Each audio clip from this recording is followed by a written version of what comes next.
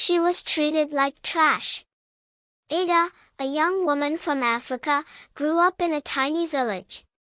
She didn't have parents and no siblings. She was raised by her grandmother. Life was hard for Ada. She didn't have much money and couldn't go to school. When she became of age, Barak started paying her a visit at her grandmother's home, and while initially his intentions were not known to Ada, her grandmother kept warning her about Barak. "Listen to me, my daughter, I have a bad feeling about that man who keeps sneaking into my home when I am not in.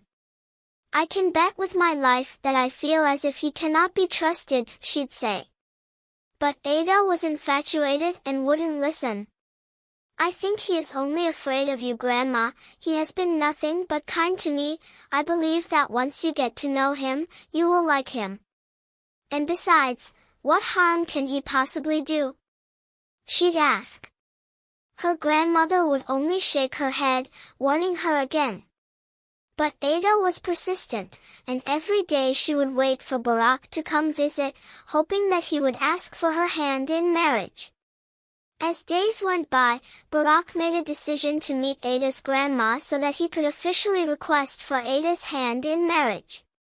He knew that it would be the only way to put an end to her grandmother's warnings and worries. The day finally came, and Barak found himself standing at the entrance of the small village. His heart raced with anticipation and nervousness. He had never met anyone like Ada's grandmother. She had a presence that filled the room even when she was not around. He made his way to her hut, where he found Ada waiting for him, her face lit up with hope. "You have come," she said, her voice trembling with excitement. "I am here to speak with your grandmother," Barak replied, trying to maintain his composure. "She is the only one who can grant me the honor of asking for your hand in marriage." Ada led him to her grandmother's favorite spot, a small clearing near the river. The air was thick with anticipation as they waited for her arrival. When she finally emerged, her eyes took in the scene before her: Barak, a man she had never met before, standing beside her granddaughter, the girl who was the light of her life. Her gaze flickered between them, assessing each one carefully. Barak felt his heart pounding in his chest as he tried to maintain his composure. He bowed his head respectfully when she approached them. "I am Barak," he said, his voice firm and steady. "I have come to ask for Ada's hand in marriage." Ada's grandmother studied him for a long moment before finally speaking. "Why do you want her?" she asked bluntly. "You are not from here, and you have no family ties to our village." Her words cut through Barak like a knife, but he didn't flinch. He took a deep breath and replied, "I want her because she is beautiful, both inside and out. She is strong and resilient, and she has a kind heart. I believe that together, we could build a life filled with love and happiness." The old woman narrowed her eyes, still unconvinced. "And what about her future? What kind of life can you offer her?" Barak hesitated for a moment, knowing that he had to tread carefully. "I can offer her a life filled with opportunity," he said slowly. "I can give her an education, a home in a safe community, and the chance to raise a family in peace." He gestured towards the small village around them. "But most importantly, I can give her love. Unconditional love that will never waver, no matter what challenges we may face." His voice grew more passionate as he spoke, and Ada's grandmother could see the sincerity in his eyes. She studied him for a long moment, weighing his words carefully. Finally, she turned to Ada, who was watching her intently. "You are a smart girl," she said, her tone softening. "You have been through so much, and you deserve nothing but the best." She paused, taking a deep breath before continuing. "Very well, then. You have my blessing, Ada. You may marry this man." There were tears in Ada's eyes as she threw her arms around her grandmother, thanking her over and over again. Barak stepped forward, extending his hand to the old woman. "Thank you," he said, his voice trembling with emotion. "I promise to take care of her, and to always cherish her as she deserves." Barak and Ada married and settled in a small, peaceful village far away from her grandmother's home. They built a life together, filled with love and understanding. 1 year after they started living together, Barak came home late at night very drunk, which was very unlike him. He slammed the door and stormed into their bedroom, waking Ada up. "Where were you?" she demanded, her voice shaking with anger and fear. "I was worried sick about you." "I was out with the boys," he muttered, rolling over to face the wall. "Leave me alone." But she could tell by the slur in his voice that he was lying. She climbed out of bed and walked over to him, her hands shaking with anger. "Where were you really?" she demanded. "You reek of alcohol and sweat." "Since when did you start drinking alcohol?" she asked. "We have been married for 1 year now, don't you think that you should give me a son?" he asked.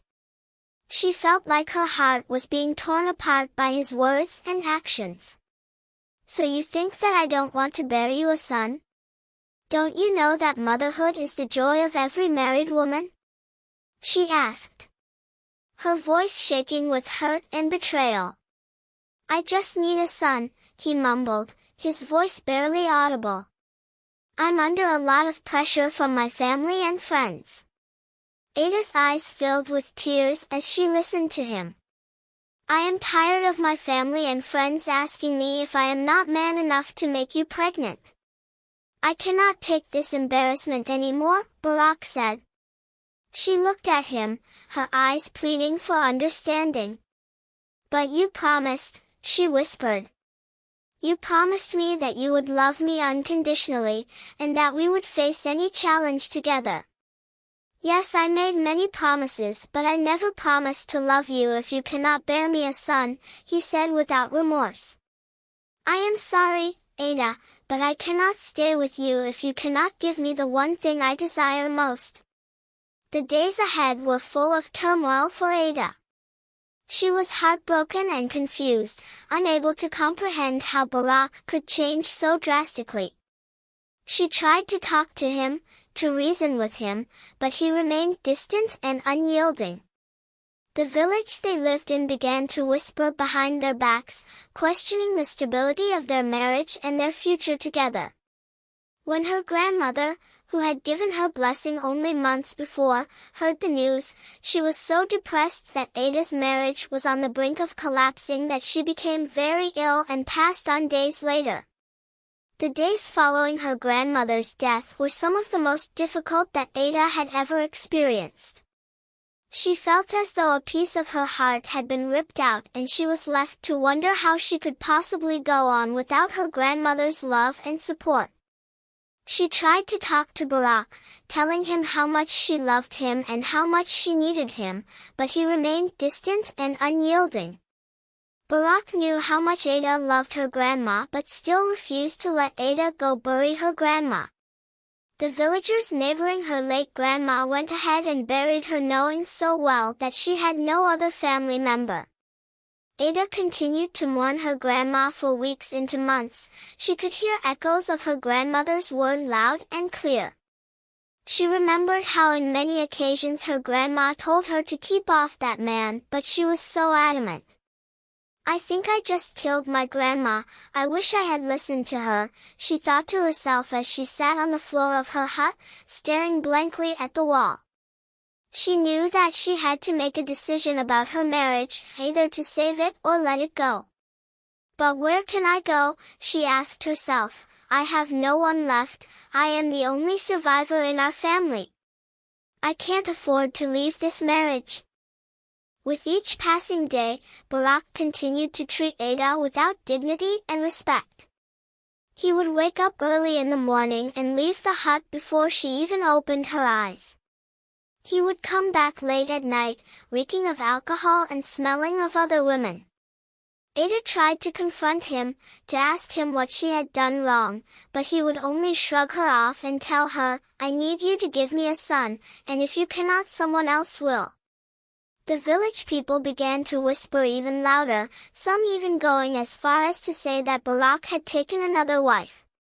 Ada's heart, already shattered into a million pieces, did not know what to do. Her husband became violent on her, beating her up every other night. The village people came to know about this and they tried to intervene, but he wouldn't listen to them. Every morning Ada would wake up with bruises all over her body.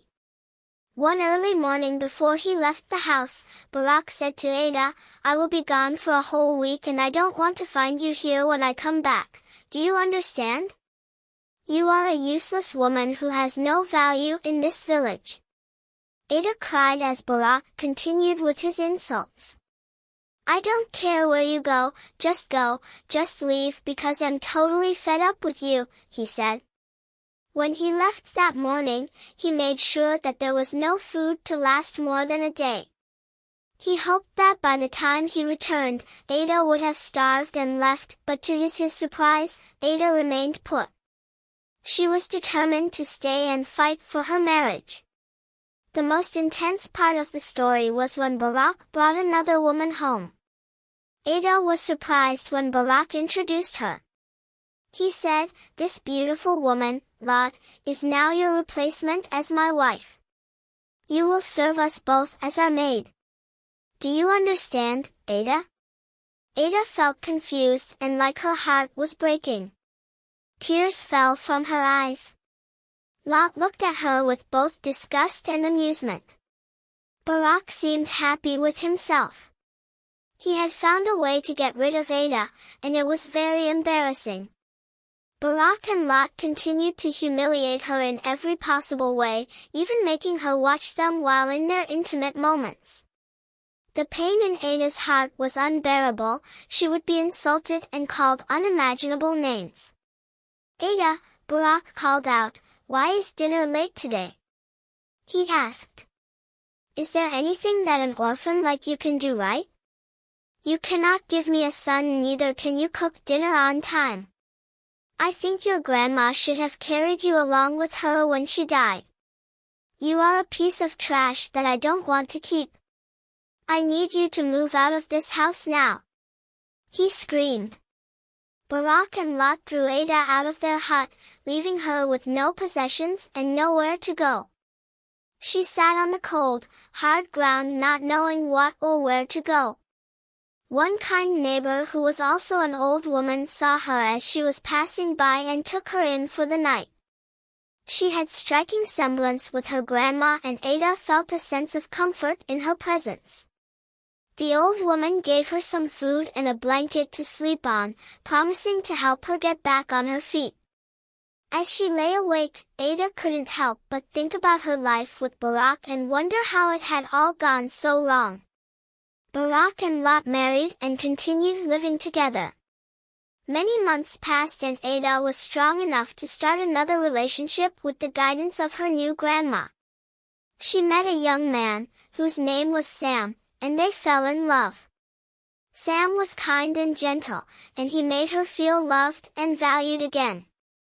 They decided to get married, and to her surprise, she got pregnant within the first month of marriage. She was greatly overjoyed and knew that this was the start of a new life for her.